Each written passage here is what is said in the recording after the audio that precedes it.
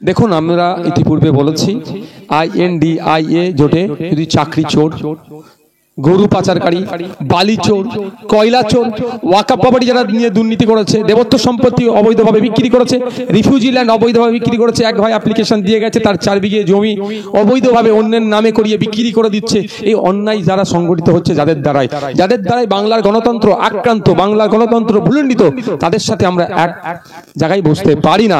সুতরাং কংগ্রেস কি করবে রাজ্যে অধীর বাবু সেটা বলতে পারবেন, কংগ্রেস সেন্ট্রালি কি করবেন সেটা হচ্ছে রাহুল বাবুরা বলতে পারবেন।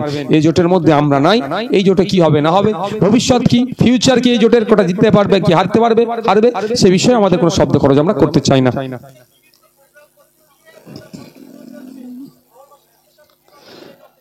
দেখুন, ভাঙড়বাসীকে আমি ধন্যবাদ জানাবো যে ভাঙড়বাসীকে কিছু সংখ্যক রাজনৈতিক কারবারিরা যতবার কলুষিত করার চেষ্টা করেছে, ভাঙড়বাসী তাদেরকে ঝেড়ে ফেলে দিয়ে ভাঙড়ের সুনাম রাজ্য জাতীয় স্তরে পৌঁছানোর জন্য এগিয়ে এসেছে। আজকে যে রক্তদান উৎসব মহোৎসব চলছে, ভাঙড়বাসী যদি এগিয়ে নিয়ে আসতো এই বিগত 6টা দিনে 2033 জন এসেছে, কোনো জায়গায় শাসকের চাপের কারণে স্বল্প কিছু হয়েছে, আবার কোনো জায়গায় আমাদের টেকনিক্যাল ফল্টের জন্য যারা দায়িত্ব অর্গানাইজার ছিলাম, আমাদের ফল্টের জন্য আমরা 2033 আমরা সীমাবদ্ধ, না হলে এই 6 দিনে অন্তত 3000-এর কাছাকাছি পৌঁছে যেতে পারতাম। এরা কিন্তু ভাঙড়বাসী বার্তা দিচ্ছে, প্রাণহানি, রক্তপাত নয়, রক্তদানী ভাঙড়ের পরিচয়। ভাঙড়বাসীকে আমার বার্তা দিতে হবে না, ভাঙড়বাসী রাজ্যবাসীকে বার্তা দিচ্ছে, আগিয়ে আসুন, মানুষের জন্য কাজ করুন, মানুষের জন্য কাজ করুন, মানুষের জন্য কাজ করুন, এটা ভাঙড়বাসী বার্তা দিচ্ছে, আমাকে নতুন করে দিতে হবে না। একটাই আমার কথা, শুধু অনুরোধ, যেভাবে শান্তি শৃঙ্খলার সাথে আমরা আছি, ভাঙড়ের নামকে যারা কলুষিত করার চেষ্টা করছে তাদেরকে আমরা আসুন ঐক্যবদ্ধ হয়ে গণতান্ত্রিক প্রক্রিয়ায় ভোটের মাধ্যমে তাদেরকে আমরা জনবিচ্ছিন্ন করি।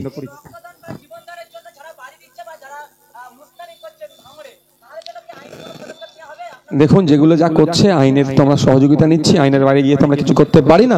অবশ্য আইনতভাবে তাদের বিরুদ্ধে আমরা করবো আর করছি। সাথে সাথে একটাও কথা বলে রাখি, যারা রক্তদান শিবিরগুলোকে আটকানোর চেষ্টা করছে, রক্তদান শিবিরকে যাতে না হয় অপচেষ্টা চালাচ্ছে, তাদেরও কোনো সময় রক্তের প্রয়োজন হলে তারা আমাদেরকে জানালে আমরা তার পরিচয় গোপন রেখে তাদেরকে আমাদের রক্তের ব্যবস্থা করে দেবো।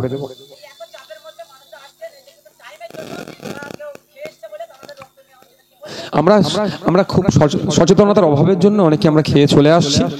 যারা রক্ত দিতে হয় নিয়ম আছে, খালি পেটে দিতে হবে বা স্বল্প কিছু খাবার খেতে পারবে। তো যারা খেয়ে চলে আসছে, যাদের হচ্ছে না, আগামী সময় আশা করবো 3 মাস পরে তৃণমূলের পক্ষ থেকে এখানে রক্তদান শিবির হবে এলাকাতে, তারা গিয়ে সেই ক্যাম্পে দেবে, কোনো অসুবিধা নেই।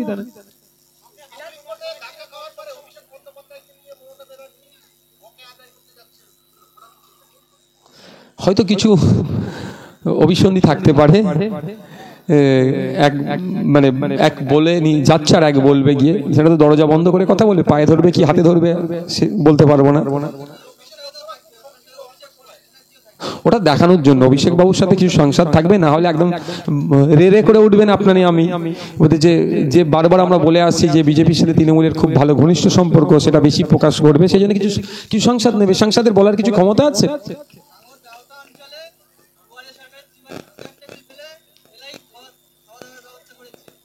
প্রথম বলবো, যা খাবার দিচ্ছে খেয়ে নিতে হবে, ছাড়লে হবে না।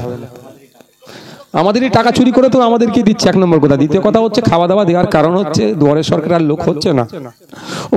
দুয়ারে সরকারে একাধিকবার গিয়ে অ্যাপ্লিকেশন করে আমার বিধবা মা বিধবা ভাতা পাচ্ছে না, বার্ধক্য উপনীত হয়েছে পিতা বার্ধক্য ভাতা পাচ্ছে না, কৃষকদের যে পেনশন পাওয়ার কথা সে কৃষক পাচ্ছে না। সুতরাং ভিড় কমে যাচ্ছে, ওই জন্য খাবার দিচ্ছে, জামা কাপড় দিয়ে ভিড় বাড়ানোর চেষ্টা হচ্ছে। আমি তো বলবো, যা দেবে সব নিয়ে নিতে হবে, ছাড়া যাবে না কিচ্ছু। ভোটটা কিন্তু ওদেরকে দিলে চলবে না, দিলে চোর থেকে ওরা ডাকাতে পরিণত হবে।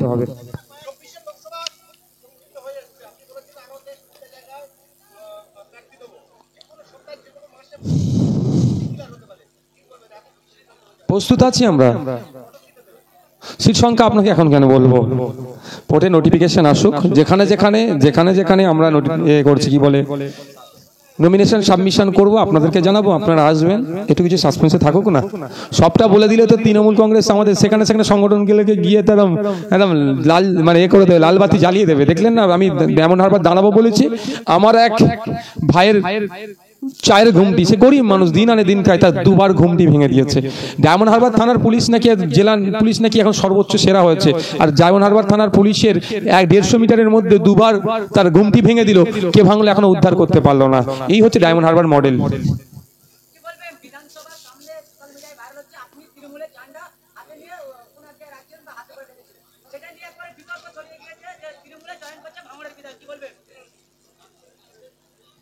ব্যাপারটা হচ্ছে দেখুন, আমাদের ঝান্ডা আমাদের কাছে পার্টির ঝান্ডা। প্রথম দেশের ঝান্ডা তো সম্মান প্রদর্শন করতে হবে, দেশের জাতীয় সঙ্গীতের উপর সম্মান প্রদর্শন করতে হবে, 51 এ ধারায় উল্লেখ আছে। আমার ফান্ডামেন্টাল ডিউটিজের মধ্যে আমার পড়ছে, মৌলিক কর্তব্যের মধ্যে পড়ছে। তারপরে বলছি আমাদের দলের ঝান্ডা যেমন আমার কাছে আবেগ ভালোবাসা, ঠিক অন্য রাজনৈতিক দলের ঝান্ডা অন্য দলের কর্মীদের কাছে আবেগ ভালোবাসা। আমি দেখলাম আমার চোখের সামনে একটা রাজনৈতিক দলের ঝান্ডা ভুলণ্ডিত হচ্ছে, রাস্তায় ঘুরছে, সেই জন্য ওই দলের কর্মী সমর্থকদের আবেগের কথা ভেবে এবং আমার নিজের দলকে আমি কতটা ভালোবাসি, আমার ঝান্ডাকে কতটা ভালোবাসি সে কথা ভেবে সেটাকে তুলে একটা সুরক্ষিত জায়গায় রেখেছি। এটাই এতটুকু, এতে নিয়ে কন্ট্রোভার্সি হওয়ার কোনো ব্যাপার না, এটাতে দল চেঞ্জ হ্যান্ড চেঞ্জ কিছু ব্যাপার না।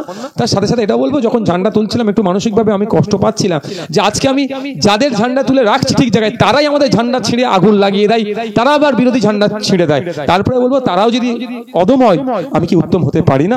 তারাও আমাদের ঝান্ডা ছিঁড়ে দিলে কি করতে পারি? তাদের নেত্রী হয়তো তাদেরকে সেই বারণ হয়তো করে না, বা জানি না হয়তো ছিঁড়তে বলে কি বলে না সেটা বলতে পারছি না আমি এই মুহূর্তে।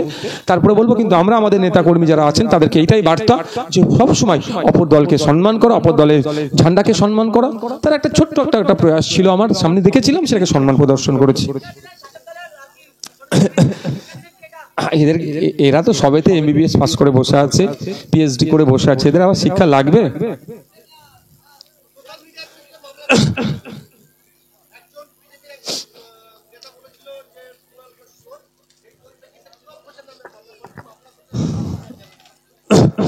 ব্যাপারটা হচ্ছে দেখুন, কাজ তো আপনারা শাসক তো আপনাদেরকে দিতে পারেনি, ফলে সোশ্যাল মিডিয়াতে আপনারা এই ধরনের কর্মকাণ্ড করে কিছুটা হলো আপনাদের আর্থিকভাবে যেমন আপনারা সংসারটাকে চালাতে পারছেন, সাথে সাথে সমাজে অন্যায়টাকেও তুলে ধরছে। ব্যাপারটা হচ্ছে সোশ্যাল মিডিয়ার উপরে কোপ দিতে কিছু লাভ হবে না, ও টিকবে না। আমি তো মনে করি যাদের নামে কেসগুলো দিচ্ছে তাদেরকে আরো প্রতিষ্ঠিত হচ্ছে, তাদেরকে আরো তারা ঠিক কাজ তাদের হচ্ছে সেটা তারা বুঝতে পারছে। স্বামীজির ভাষায় আমি একটা উত্তর দেবো। স্বামীজির একটা অমূল্য বাণী আছে, সারাদিন চলার পথে যদি কোনো বাধার সম্মুখীন না হও তাহলে জানবে তুমি ভুল পথে পরিচালিত হচ্ছ। তো আপনারা সোশ্যাল মিডিয়ায় আপনারা মাঝে মধ্যে একটা দুটো কেস যদি না খান তাহলে তো জানবেন আপনাদের মানে খবর ঠিকঠাক পরিবেশন হচ্ছে না, ঠিকঠাক খবর পরিবেশন হচ্ছে বলেই আপনারা কেস খাচ্ছেন। স্বামীজির ভাষায় উদাহরণটা টেনে আপনাদেরকে দিলাম। এখানে চলে আসুন, সরে আসুন।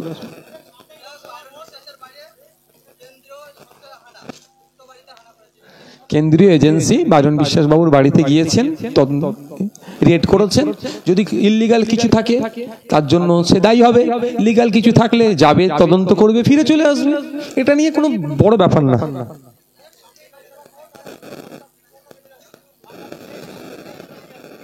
মানুষের পাশে যাব, মানুষকে ভোট দিতে বলবো, যেমন বিধানসভায় পাঠিয়েছে মানুষের কথা বলছে, সেই ধরনের জনপ্রতিনিধি মানুষ যদি তৈরি করতে চায় আমাদেরকে ভোট দেবে, মানুষের কথা বলবো, জনগণের কথা বলবো, দেশের হয়ে কথা বলবো, দেশের নাগরিক কিভাবে উপকৃত হয় সে কথা লোকসভার মধ্যে গিয়ে বলবে, সেই সুযোগটা দেওয়ার জন্য বলবো। আমি কাউকে বোম মারতেও বলবো না, কাউকে বলবো না যে বুথ দখল করে জিতো, কাউকে বলবো না যে নমিনেশন কেন্দ্রগুলোকে আটকাও, কথা আমরা বলবো না। দেখুন আমাদের এখনো সেই ফাইনাল জায়গায় আমরা করিনি, ওটা পাবলিশ করবো না এখন। দেখুন আমাদের 820 জায়গায় আমাদের কাজ চলছে, প্রয়োজনে আমরা 820 জায়গাতেও দিতে পারি, প্রয়োজনে আমরা নাগরিক স্বার্থের কথা ভেবে, রাজ্য স্তরের কথা ভেবে, জাতীয় স্তরের কথা ভেবে সংখ্যাটা কমাতেও পারি।